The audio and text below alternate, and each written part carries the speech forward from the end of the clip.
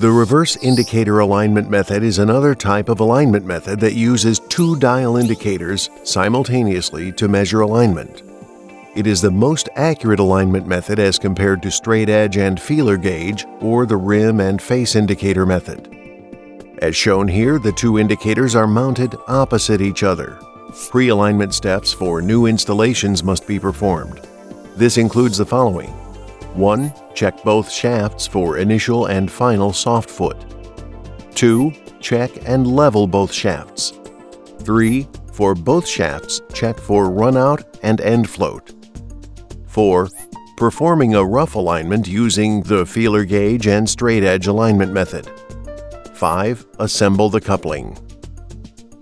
Indicator 1 is attached to the motor shaft.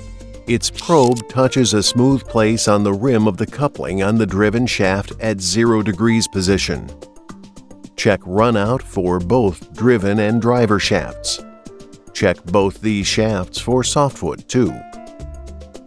The indicator should be perpendicular to the coupling rim to minimize cosine error.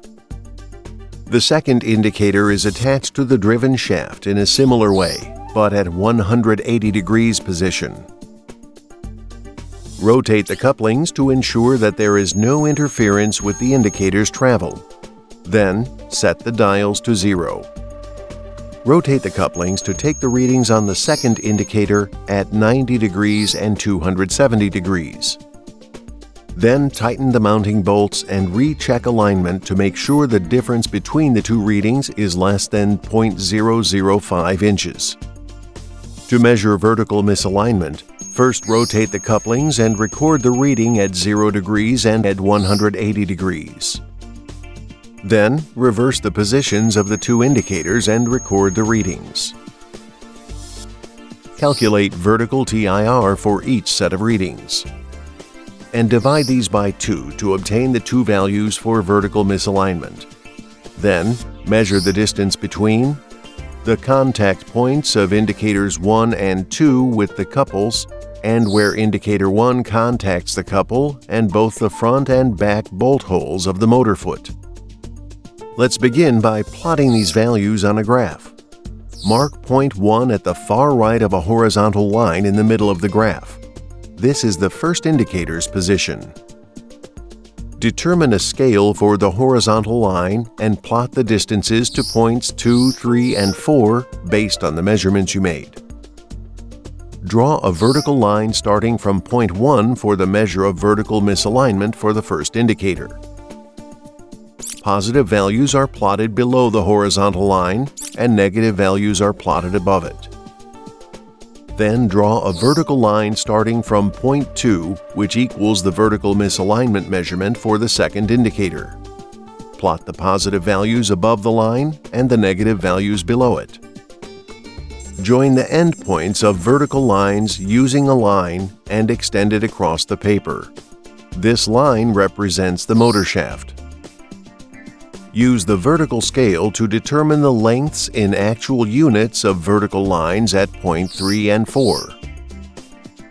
These values represent the shimming needed to correct the vertical, angular, and parallel alignment.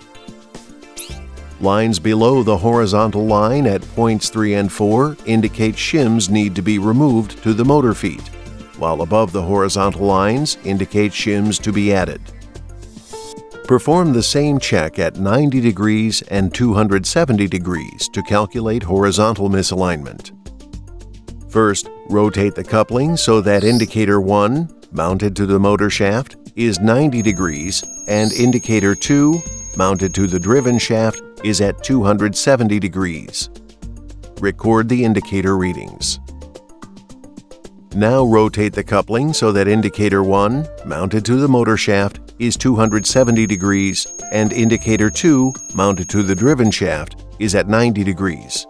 Record the indicator readings. However, this misalignment is corrected by moving the motor and not by adding shims. Loosen the mounting bolts and move the motor so that the measurement at indicators 1 and 2 is 0.002 inches or less. Repeat the alignment measurements you made in the last few steps to make sure that they are still in tolerance. If any are not, repeat the procedure. At the end of each alignment, repeat the steps to ensure that the couplings are aligned. There may be some allowable misalignment for different coupling types. Check with the manufacturer to be sure of the allowable alignment error. For example, rigid couplings which do not allow for misalignment, while bellows couples can tolerate significant error. The reverse indicator method is the most accurate method and is easily performed on equipment without disconnecting physical hardware and using appropriate lockout-tagout procedures.